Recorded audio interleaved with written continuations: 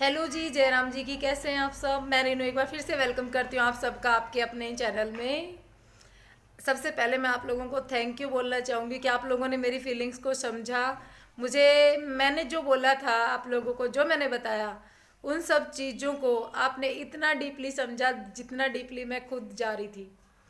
जितनी तकलीफ़ मुझे थी ना, उतनी तकलीफ़ आप लोगों को भी महसूस हुई। वो तकलीफ़ आप लोगों को महसूस हुई उस वीडियो को देख करके। तो थैंक यू, आप लोगों ने मेरे मन के दर्द को समझा। और मेरी माँ के लिए, मेरी मम्मी के लिए इतने प्यारे प्यारे कमेंट्स आए आपके कि वो सच में बहुत बहादुर है। हकीकत में यार, जब उस कंडीशन में सोच के देखते हैं ना, तो पता चलता है कि उसने 4 बच्चों के साथ में ये 98 से लेके 2021 तक का सफ़र कैसे तय किया होगा। लेकिन मैं आज आपको इस वीडियो में बताऊंगी कि इस सफ़र को तय करने में, मतलब हम चारों को कामयाब करने में, मेरे भाई को पीएचडी कराने में, उसके नाम के आगे डॉक्टर लगवाने में, एक बिना बाप का बच्चा, जब बचपन में किसी के फादर की डेथ हो जाती है ना, आजकल जिनके माँ बाप दोनों होते हैं ना, वो भी अपने बच्चे को प्रॉपर एजुकेशन नहीं दे पाते। लेकिन एक बिना बाप का बच्चा जब पीएचडी करता है, बहुत प्राउड फील होता है। मेरे भाई का ना, मैं आप लोगों को फिर कभी डॉक्यूमेंट्स भी दिखाऊंगी। मेरे भाई ने ना सेंट्रल जो यूनिवर्सिटी है ना, उसमें गोल्ड मेडल मिला था, उसने टॉप की थी। जब ऐसे कोई बच्चा इस तरीके से इस पायदान पर पहुंचता है और जिसके फादर नहीं होता, कोई बैकग्राउंड सपोर्ट नहीं होता ना, वो बच्चा जब इतना कुछ करता है, तो सोच के देखो कितनी प्राउड की बात होती है। ये सब कैसे किया, किस बेस पे किया, मैं आपको बताती हूँ आज। जब 98 में पापा की डेथ हुई थी ना, तो जब कोई रास्ता नहीं दिख रहा था, मम्मी एकदम मेंटल अवस्था में थी। मम्मी का दिमाग एकदम शून्य पड़ गया था।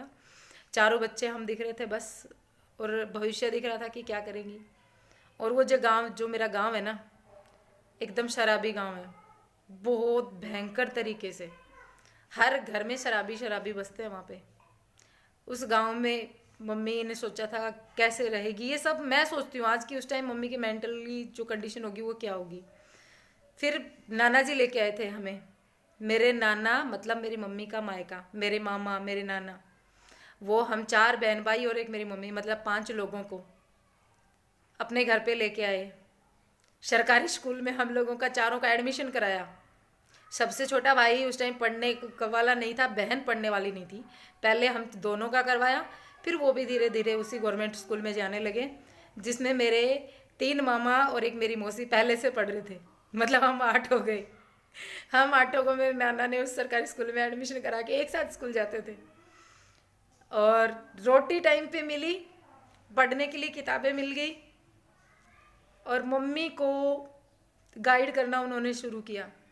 जिन लोगों ने कल कमेंट्स किए, जिनकी ये कंडीशन है ना, अभी बहुत सारे लोगों ने सेम कंडीशन बताई है मेरे को वीडियो में, तो मैं उन लोगों के लिए बताना चाह रही हूँ कि क्या करना चाहिए। जिस तरीके से उन्होंने किया ना, मुझे लगता है वो बेस्ट था। क्योंकि आज के टाइम पे मेरा पूरी फैमिली जो है ना, जो उस टाइम पे बिखर गई थी, वो आज एक टाइप से सेट है। तो बताना चाह रही हूँ कि उन्होंने हम चारों बहन भाई और 4 खुद के बच्चे, मतलब 3 मेरे मामा, एक मेरी मौसी, सारों को सरकारी स्कूल में एडमिशन करा करके, एक जो गनमैन होता है ना बैंक के बाहर, गनमैन की जॉब करते थे मेरे नाना, वॉचमैन जो होता है उसकी, उस एक नौकरी में। और हम 8 बच्चों का पेट पालते थे, वो सरकारी स्कूल में पढ़ाते थे। सबकी कॉपी किताब पेन ये टाइम पर मिलता था।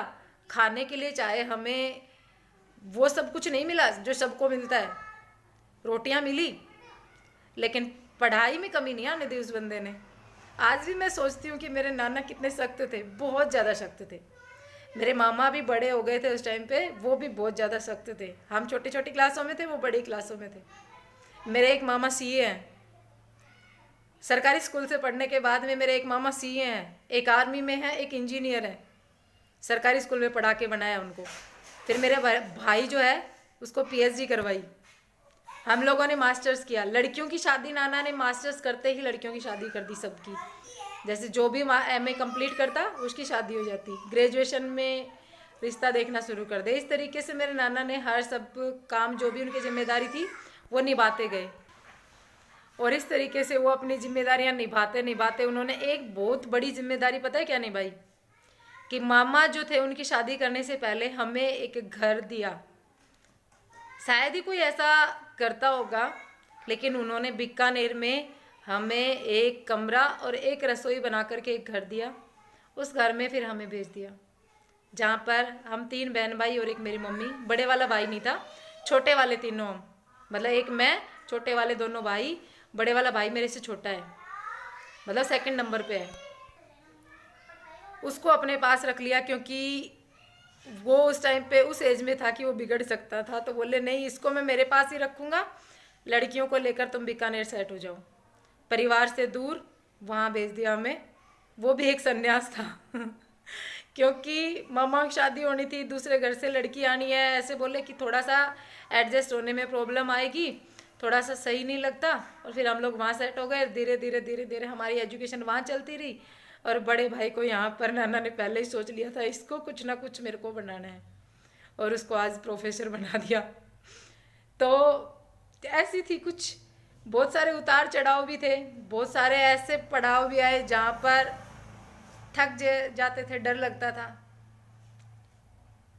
मैंने 10th तक जो है वो मेरी एजुकेशन प्रॉपर स्कूल में जाके की। उसके बाद में प्राइवेट दिया मैंने, हर क्लास का प्राइवेट एग्ज़ाम दिए, 12th के फॉर्म भरे, फिर कॉलेज के भरे, MA ऐसे ही किया सब।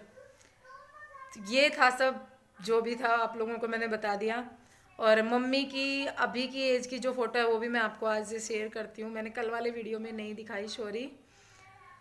तो जिनकी लाइफ में ऐसी कंडीशन चल रही है ना, मैं उन लोगों को सिर्फ एक ही बात कहना चाहूँगी कि मजबूत इरादे करके, जो चला गया वो चला गया, समाज जो है वो जीने नहीं देगा, लेकिन आंखें बंद कर लो, देखो मत कि लोग क्या कह रहे हैं, और कान बहरे कर लो, सुनो मत कि लोग क्या कह रहे हैं। सिर्फ और सिर्फ एक फोकस रखो, चाहे अपनी जो संतान है ना, मतलब पापा नहीं है, हस्बैंड की डेथ हो चुकी है, बच्चों का पिता नहीं है, तो उसको अंगीठी में सेकना है, समझ लो। उसको इस तरीके से रखना है कि वो तप के बाद में सोना ही निकले, उस ताप के बाद में जब वो निकले ना तो वो सोना निकले। ऐब से दूर रखो, कुछ भी हो जाए उतना लाड प्यार मत दो जिस तरीके से आप सोचते हो ना, माँ और पिता की कमी दोनों की पूरी करके मैं लाड प्यार दूँ। वो लाड प्यार दूसरे तरीके से देना चाहिए, मेरी सोच है ये। मेरे दोनों बच्चे आज भी जैसे हम पले बड़े वैसे पढ़ते हैं। मैं एक्स्ट्रा लाड प्यार नहीं दिखाती, और मेरे ख्याल से नहीं दिखाना चाहिए, क्योंकि एक्स्ट्रा प्यार लाड जो है ना वो हम अपने बच्चों का भविष्य ख़राब करने के लिए दिखाते हैं। चलो ये इस बात टॉपिक पे फिर से बात करेंगे, लेकिन ये जो बात मैंने बताई आप लोगों को, इस तरीके से बचपन बीता। कुछ उतार चढ़ाव थे, मम्मी सिलाई करती थी, मैं भी, मेरे बहन भाई भी। जब बीकानेर चले गए थे, मूंगफलियाँ चुगने जाते थे, मजदूरी करने जाते थे। बहुत सारे ऐसे थे जो कि नहीं शेयर किए मैंने आज, कई ऐसी परिस्थितियाँ थी। कुछ उनका साथ रहा, कुछ खुद मजबूत बने, कुछ मम्मी ने सोचा कि हाँ कुछ करके दिखाना है, सपने बड़े देखे, बड़े सपने देखे कि हाँ ये सपने पूरे करने हैं, और वो वक्त गुजर गया। आज सब सही हो गया। तो बस ठीक है, फिर काफ़ी लंबा हो गया, मैंने आप लोगों के साथ में आज बहुत सारी बातें कर ली। अब मन भी काफ़ी हल्का हो गया सबके साथ शेयर करने के बाद में। ठीक है, तो ठीक है, फिर हम एक नए वीडियो के साथ मिलेंगे। तब तक के लिए bye bye, take care, thanks for watching.